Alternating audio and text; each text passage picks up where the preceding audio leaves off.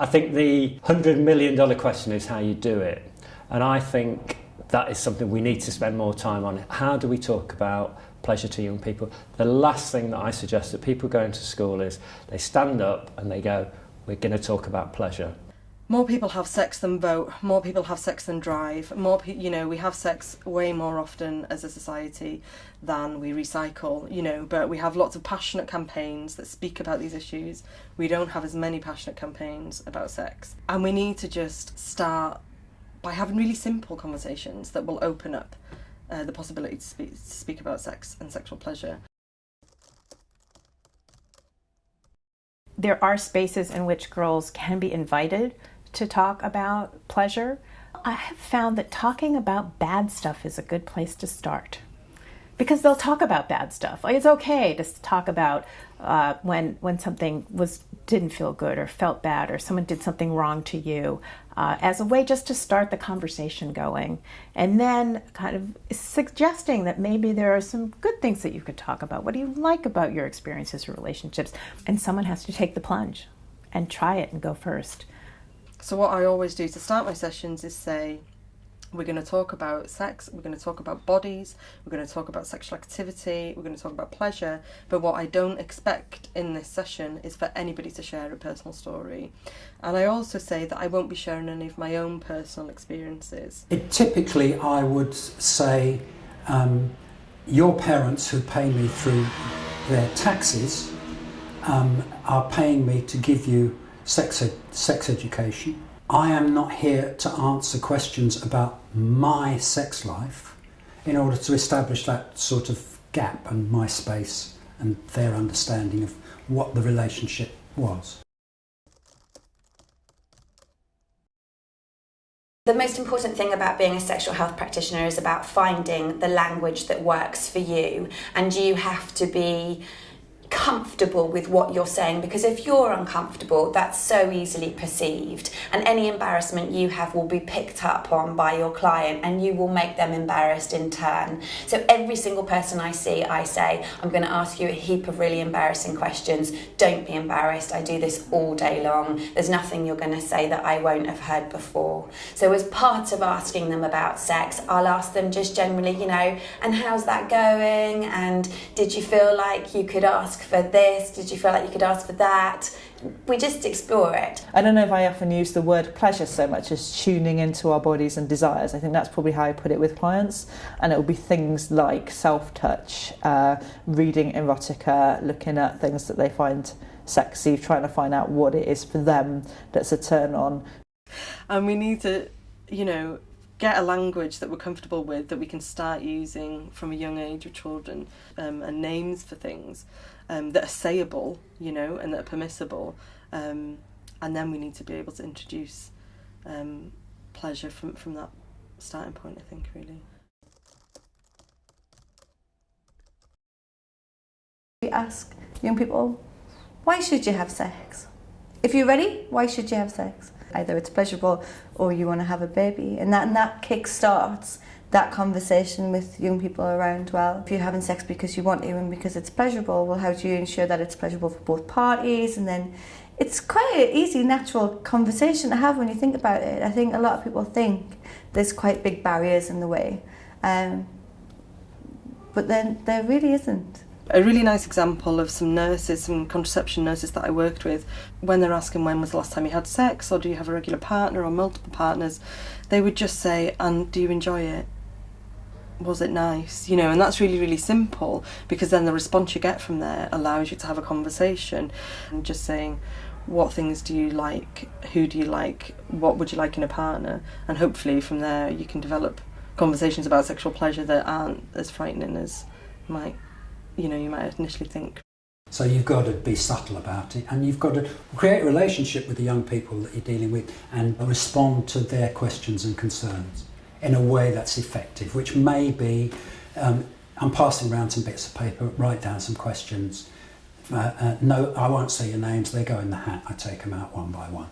And therefore nobody's particularly exposed for having asked a particular question. When I worked in sexual health, you'd be booked and asked to do something on a particular topic. So we'd go in and start on what the adults had asked us, or what the policy of that organisation, or what the curriculum of that organisation had. But soon the young people were like, yeah, we know that, now we need to ask you the other stuff. Largely to do with pleasure, or to do with like taboo subjects, things that people thought were deviant sexual practices. Suddenly there was a space that you could ask those questions and somebody wasn't going to change the subject, somebody was going to engage with those topics. I remember doing a session with year 7s on periods and puberty, and somebody asked what masturbation was. So I said that masturbation tends to be when somebody would stimulate their own body, particularly their genitals, in a way that felt nice to them, and kind of carried on, you know. But then, and these are 11 and 12-year-old girls, right? But then afterwards, when one of the teachers was seeing me out of the school, she was like, "Are you allowed to talk about masturbation to 11 and 12-year-olds?" And I said, "Well, I was asked a question, so it's more responsible to respond to that than I think it is to ignore it." We ask young people, why should you have sex? If you're ready, why should you have sex? Either it's pleasurable or you want to have a baby, and that kick-starts that conversation with young people around, well, if you're having sex because you want to and because it's pleasurable, well, how do you ensure that it's pleasurable for both parties? And then it's quite an easy, natural conversation to have when you think about it. I think a lot of people think there's quite big barriers in the way, but then there really isn't. A really nice example of some contraception nurses that I worked with, when they're asking when was the last time you had sex, or do you have a regular partner or multiple partners, they would just say, "And do you enjoy it? Was it nice?" You know, and that's really, really simple, because then the response you get from there allows you to have a conversation. And just saying, what things do you like, who do you like, what would you like in a partner, and hopefully from there you can develop conversations about sexual pleasure that aren't as frightening as you might initially think.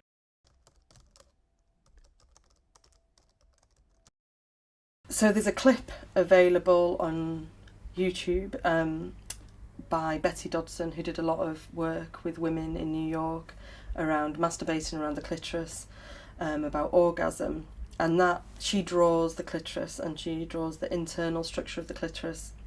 And I think that what that allows you to do is to start with the genitals, which tend to be a kind of point of reference for sexual health work.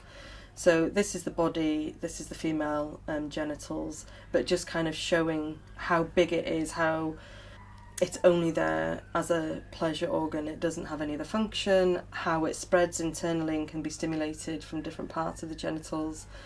And I think that that's a really nice resource to show, but it just really does show people how the body is designed for pleasure. Now, the idea of the pleasure leaf that we produced was it was intended for workers to talk among themselves and to open the discussion around how we might sort of discuss pleasure, how we might look at issues of pleasure. So it's about just raising the debate, really. It was about raising the issues so people could begin to talk about it. And going back to the basics, if you like, the FPA's 4 Boys and 4 Girls little booklet, just because there are cartoon pictures of naked bodies in there, there's stuff about masturbation in there, and I think we still don't really, that's never seems to be something that's a starting point for us with working with young people.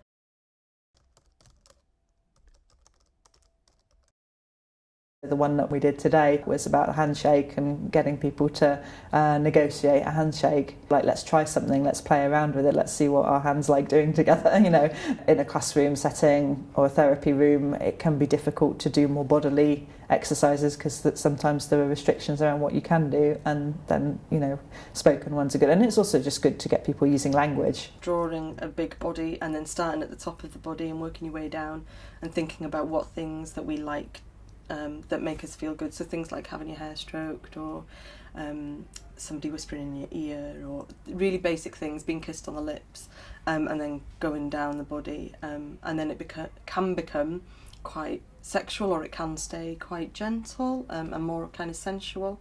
Maybe even questioning the line between sexual and other practices. So you might want to include sensual things like massage and stuff on there. You might want to include, you know, more erotic stuff that maybe not sexual per se, a big long list, and then they can put yes, no, maybe whether they'd like to do that thing. So, you know, it starts to expand the sexual imagination, and it also starts to get thinking about consent and what people, you know, consent to or not. And some of the best work is pairing people with phones, and they sit back to back in the classroom and they have the conversation with each other, and then they're not face to face, so they're not reading the body language, and they've got to do it through the words, and then that makes them think and concentrate. And where you've got a trusting group, you can really feel everybody move forward in their understanding and their confidence in the area.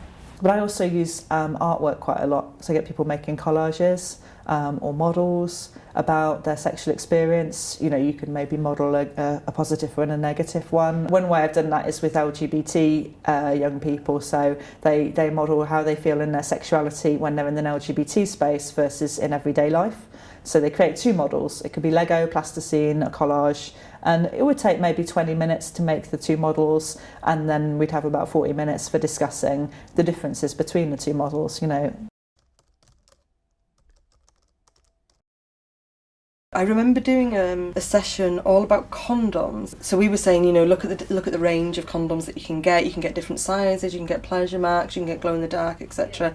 And we did like an obstacle course with young people and how to put them on, and it was a really good, you know, fun event looking at male condoms. And then at the end, the ones that are always really popular are the glow-in-the-dark condoms, right? Young people get really excited about them.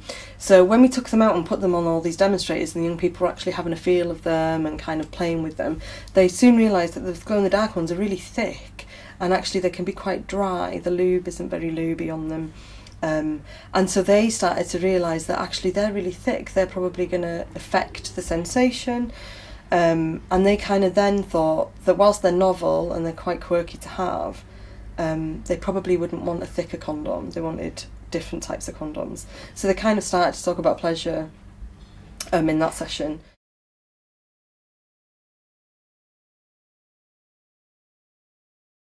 SPARK is it's an acronym for Sexualization, Protest, Action, Resistance, Knowledge, and it's an intergenerational movement-building organization for women and girls to work together to challenge the sexualization of girls.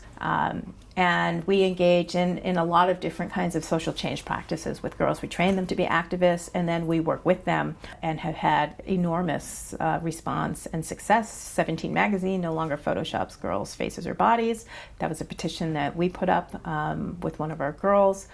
These signs, they are for sex positive, and basically there was a campaign where we were thinking of sex in a more positive light, because it's viewed as quite negative, and we wanted people to be positive about it, talk openly and not be embarrassed about it all. And people don't want to talk about it because they think, oh, it's sex, and they think, oh, it's rude, or it's not really a good time to talk about it. So we want people to be more open about it and share their views. So when people are doing that, you also learn new things, information, and you can get help if you have any problems or questions about it. I mean, young people these days, they are promoted as being promiscuous, not being careful, and that's what the sex positive campaign's all about, really. I think it means being more open and more positive and really being healthy and staying safe. Maybe the most important thing is wanting to hear the answer to your question and being ready to hear about desire and everything that goes along with it, which is often pleasure, but it's often really bad stuff too. So that you're able to really open yourself to listening and hearing about something that might be very different than anything you've ever heard before. Having your own agenda, believe it or not, in this kind of situation is not going to be particularly useful and will get in the way. So the question you have to ask yourself all the time is, what am I not hearing?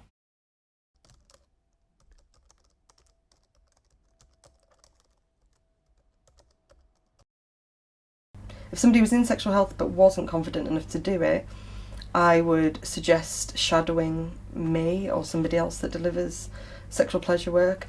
I would suggest accessing some training or kind of familiarisation with some resources.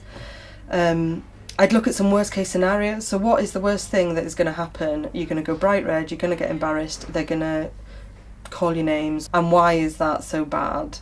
I train professionals who work with young people, so I train social workers, teachers, youth workers, voluntary sector workers, and actually break down the terminology of sex as well.